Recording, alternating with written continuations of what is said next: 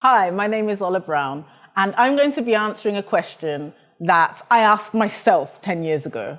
How do you invest in startups?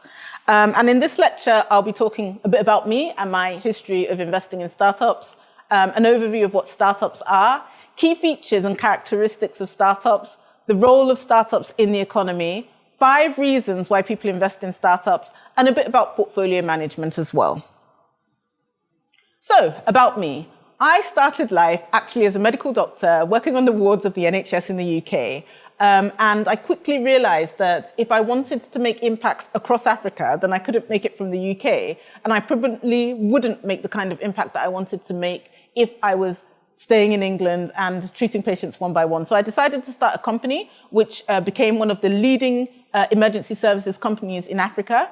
And it was an emergency services company that provided emergency transport, emergency medical services, and emergency supplies to hospitals across Africa called Flying Doctors Nigeria. I scaled that up to respond to emergencies and assistance needs in 47 out of 54 African countries before I started thinking about how to diversify what I was doing and start investing in the most innovative businesses on the continent. So I started my journey into investing in startups as a limited partner, as an investor in a venture capital firm. I then went on to run that firm and deliver returns to investors before starting a firm called HealthCap, which I now run, which invests in fintech and health tech startups across the major markets of Nigeria, Kenya, Egypt, and South Africa. The first fund I ran delivered a 25% IRR to investors and a DPI of 5x. I also hold a master's in finance and economic policy, and I'm currently doing my PhD in finance, focusing on fintech and monetary policies. I write a lot. I've written 5 books, including my latest book, Journey to Series A, which focuses on fundraising for startups. I also write and have co-written a number of market reports, including one that I highly recommend you read. Is called the Health Tech Unicorns Report. And it's about the type of health tech companies that we think will reach $1 billion valuation in the next few years in Africa. So I look forward to going on this journey of how to invest in startups with you, and hopefully talking about my own journey of investing in startups as well. So setting the context, what is a startup? A startup is typically a young company in the early stages of development, and it's characterized by introducing innovative products and services and business models into the market. Startups are often founded by an entrepreneur or small groups of individuals that have identified a unique business opportunity and aim to scale their ideas into viable, successful businesses.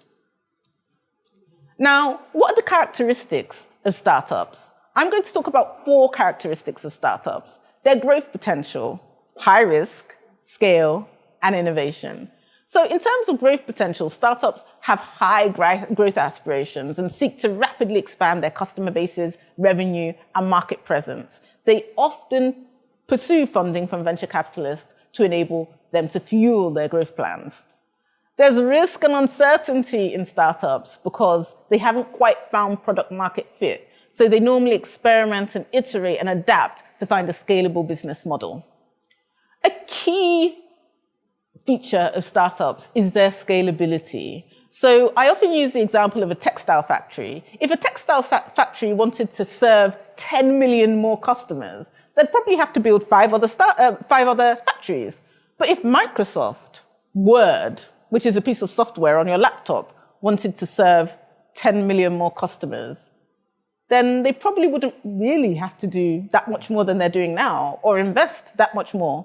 So the scalability, in essence, is the ability of startups to be able to serve lots and lots more customers without necessarily having to invest any more in the core business to serve those customers. So the marginal cost of adding those additional customers is 0 or close to 0. Innovation. Startups are known for their innovation. They bring new ideas, technologies, and solutions to the market that address very specific problems or meet demand in novel and disruptive ways. And I'll give an example of Uber. can you remember what it was like to get a taxi before Uber? You kind of like had to stand in the road in the rain and put your hand out and hopefully someone would stop for you or maybe they would drive past you. And then eventually when you got into the taxi was dirty and sometimes the taxi driver would be rude and, he would charge a price like 10 times the actual cost because it was raining and then maybe it would break down halfway. It used to be a really uncomfortable and high friction experience. What Uber brought into the taxi business model is an innovation, a novel and disruptive way to meet demand. Now we sit in our houses and we click on an app and we select whether we want a small car or a big car and the time we want it and whether we want music or not. And that's all available on an app. And then we wait for the car to come to us wherever we are. And we don't have to stand out in the rain anymore for hours looking for a taxi. And when we get into that taxi, we can rate the cleanliness and the user experience, which makes the rider behave better and the driver behave better. And the price is transparent. So when we click on the app, we can see the price up front and know whether, it's more sensible to get public transport. So the key features of startups: growth potential, risk and uncertainty, scalability, and innovation. It would be unfair to start talking about investing in startups until I talk about the impact that startups have had on the economy and can have on the economy in Africa. Startup investment actually only makes up 0.1% of GDP in America. But venture capital-backed companies employ 11% of the private workforce, achieving a growth rate of 50% higher than the total private sector. The employment growth is 8 times higher than the average private company. And an asset class that only takes in 0.1% of US GDP, but constitutes, in terms of revenue, 21% of US GDP and 41% of total stock markets capitalization, is really something to think about. And that's why I'm going to repeat it. Investments in venture capital only constitute 0.1% of US GDP, but they produce 21% of US GDP in revenues and 41% of total US market capitalization. So the impact on the economy of startups is quite astonishing. And that's why I really, really advocate for more startup investment in Africa as well. So there are 5 main reasons why people invest in startups, and I'll go through them one by one. The first reason is alpha. Alpha refers to a measure of excess return generated by an investment or a portfolio relative to the benchmark. The benchmark is what's generally available in the market. And according to Cambridge Associates, between 1995 and the year 2000, venture capital registered an annualized return of 17.5%, outperforming the S&P 500, which just achieved 10.9%. This emphasizes that while investing in startups carries higher risk compared to conventional asset classes, at the point of exit, startups can yield significant returns. So the key reason, or the main reason why people invest in startups is because of superior returns or alpha above the benchmark. The second reason is access to innovation. A lot of people that invest in startups are executives or entrepreneurs, executives that work for other people's companies or entrepreneurs that work for their own companies. And everybody wants to bring innovation into their companies. Whether you're running your own company or you are an executive in an existing company, you're thinking about how can I innovate? How can I do things faster, cheaper, more efficiently? How can I recruit better? How can I have more access to innovation? And investing in venture capital helps you learn about the latest innovations that are happening in the world. They give you access to cutting edge technologies and innovative business models and emerging trends that you can take back and use in your own companies. Portfolio diversification. When I talk about portfolio diversification, I always talk about the metaphorical farmer who has a chicken farm and puts all of the eggs from his entire farm, constitution his entire revenue in the same basket and sort of wants to carry it. If he drops that basket, he drops his entire investment. And in the same way, if you put all of your money into real estate, or you put all of your money into bonds, or you put all of your money into the public markets, in the event that the market turns, or the bond defaults, or the real estate market crashes, you've lost all of your investment, just like the farmer with the eggs. So people invest in startups and VC because it allows them to diversify their investments. And most financial advisors will tell you that diversification is a strategy that can increase portfolio returns. And one specific and quite unique thing about startup investments is that there's actually a low or negative correlation with traditional asset classes, which means that when the traditional asset classes like real estate and like bonds are doing badly, startups actually perform some kind of, or give some kind of protection when other asset classes are doing badly. So in order to increase diversification, investors look to venture capital. And this aligns with what is known in portfolio theory as the efficient portfolio frontier, which is incorporating various asset classes with various correlations, which allows an investor to construct a portfolio capable of weathering both recessions and periods of growth. So I've spoken about alpha, I've spoken about access to innovation, and I've spoken about diversification. And the next is hands-on involvement. A lot of people are working as executives in companies, and they might not necessarily be able to express their entrepreneurial side, their hands-on side, the experience of and the fulfillment that comes from investing and starting something from scratch if they're working for a big company. However, unlike traditional investment options like stocks and bonds, venture capital investors, LPs in venture capital funds are able to be hands-on with their investment companies or their portfolio companies. So some LPs sit on the boards of their portfolio companies, some sit on the advisory boards of the funds, but they're able to see companies grow from nothing to some of the biggest companies in the world at times. And people find that hands-on experience that they don't get with publicly listed companies, they don't get with blue chip stocks, really fulfilling. And they want to express that entrepreneurial side of them that perhaps they don't get in their regular jobs. And that's another reason, that hands-on involvement is another reason why people invest in startups.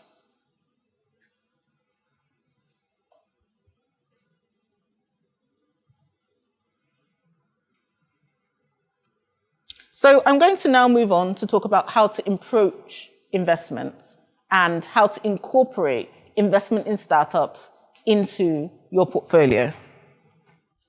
So the 30-30 rule is a framework that allows investors to spread their risk across different asset classes. Remember, we've already spoken about diversification.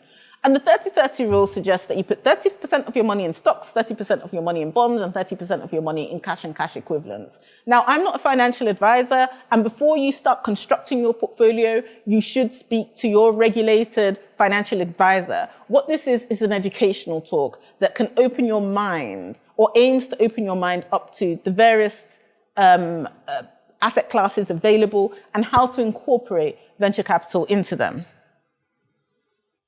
So in terms of your equities or stocks, that bucket or that basket, you can have a mix of public stocks, you can have direct investments in companies, you can have investments, of course, into VC or PE funds, you can have angel investing, and you can have real estate. And in that bucket, you can have any mix. But what's unique about this bucket is that you own a share of it. You own the house, you own the land, you have ownership in these public stocks. And the upside or the profit that you can make when you're an owner is unlimited. The next bucket is fixed income or bonds. And there you find, in this basket, you find sovereign bonds like the Nigeria bonds, the Ghana bond, which we don't talk about, the Kenya bonds, the French bonds, the UK bonds called gilts, US Treasury, municipal bonds, because municipalities in the US also have their own bonds. You also have corporate bonds, like the Berkshire Hathaway bond, like the GTB bond, like the Zenith Bank bond, like the AFC bond. Even BOI, the Bank of Industry, has a bond, a euro-denominated euro bond.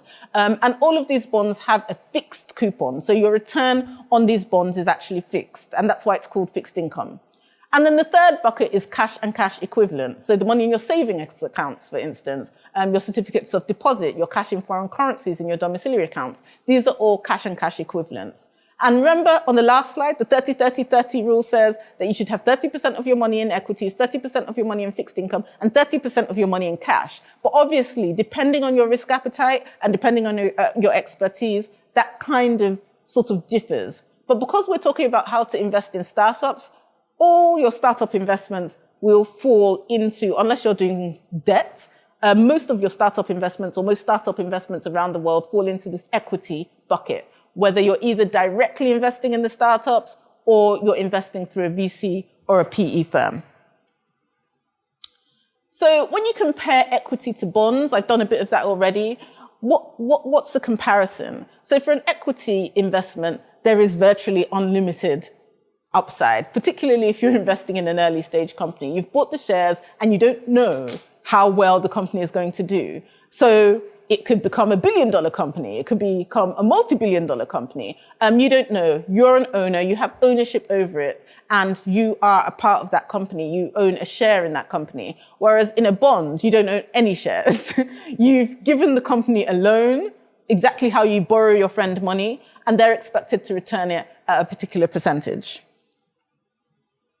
The difference between equity and cash is, again, this idea of you own both in this case, but in cash, you can access your cash sort of readily, whereas in equity, you might need to have a waiting period to be able to access your equity investments, and they can be less liquid than liquid cash. So if you have money in your savings account, you can get it tomorrow. If you some equity investments, particularly equity investments in venture funds, you might not be able to withdraw that cash as readily as, cash in your savings account.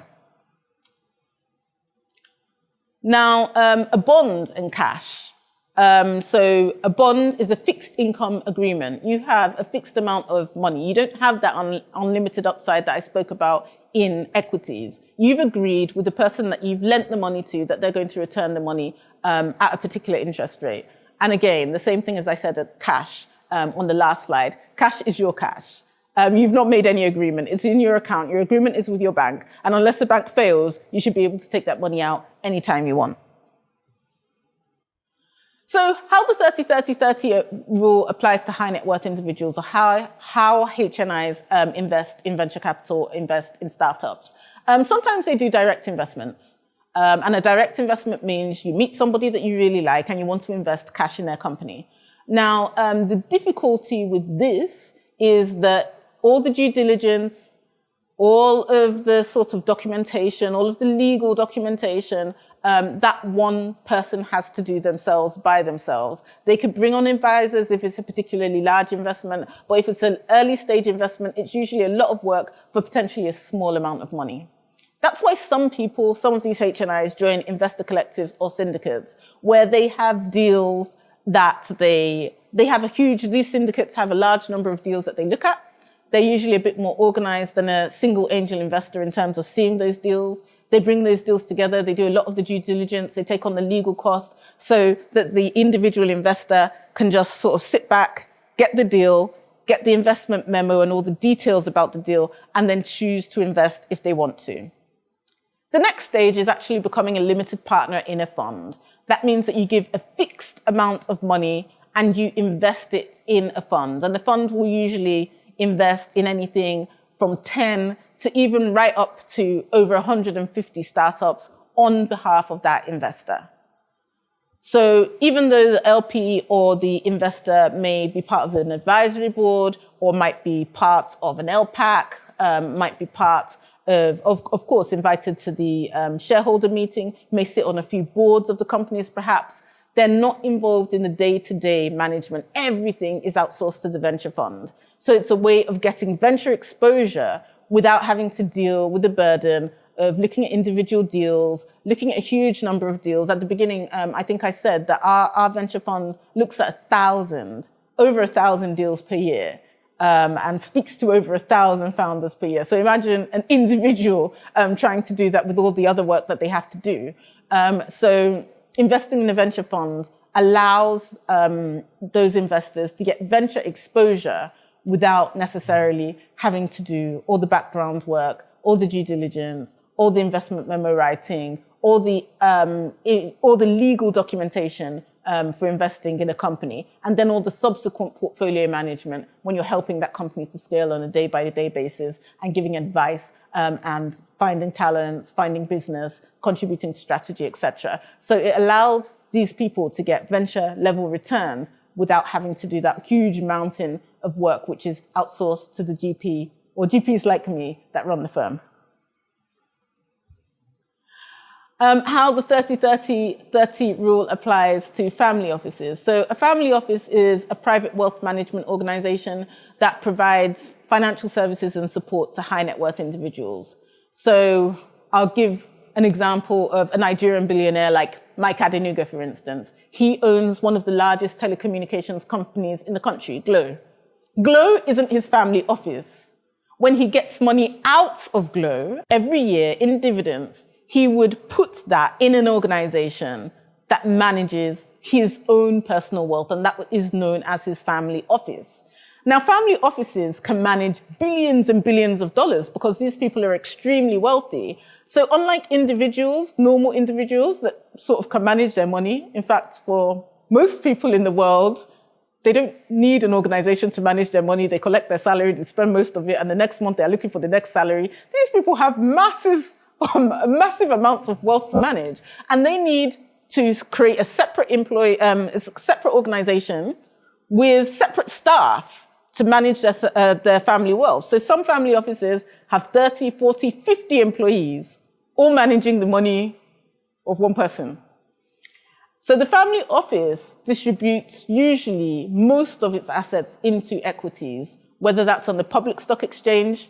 They invest in bonds, in fixed income. They have very, very little in cash.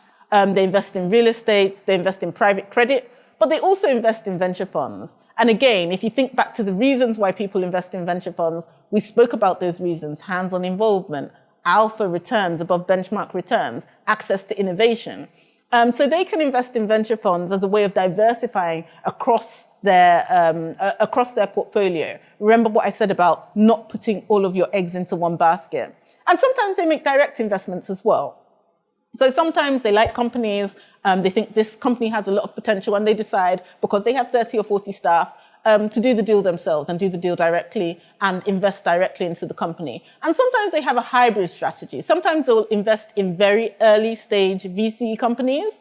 So they'll invest in companies that do deals maybe at seed or pre-seed up until Series A, because they want a feeder that their family office can invest directly. So a family office might want to write checks of $10 million, $20 million into companies, which they can't do at the early stages. So they use these early stage funds to select companies for them at an early stage and nurture them to the point that they can invest at later stages. So sometimes there's also a hybrid strategy.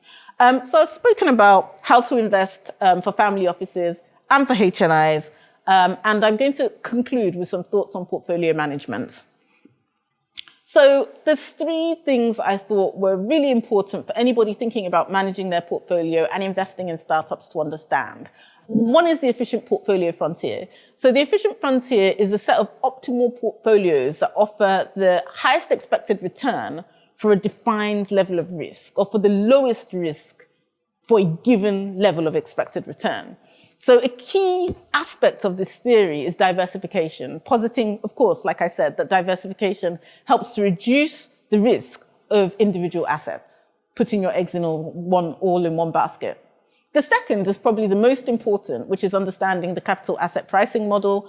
And if you want more information on this, I have a video called Banking and Capital Markets, where I do a deep dive into portfolio theory and the calculations associated with portfolio management. But for now, because this is a more generalist presentation, I'm going to just define the capital asset pricing model. So the CAPM is an investment analysis tool that helps investors understand how much expected return they can earn from an investment. And it does this by examining the expected return on the market, the return on risk-free investments, and risk-free is risk-free in quotes because it's usually compared to government treasuries or government assets, and the sensitivity to the market, often referred to as beta.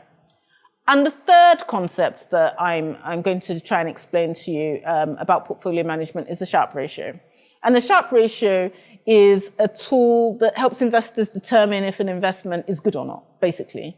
And it accomplishes this by looking at two factors: how much money the investment makes and how risky it is.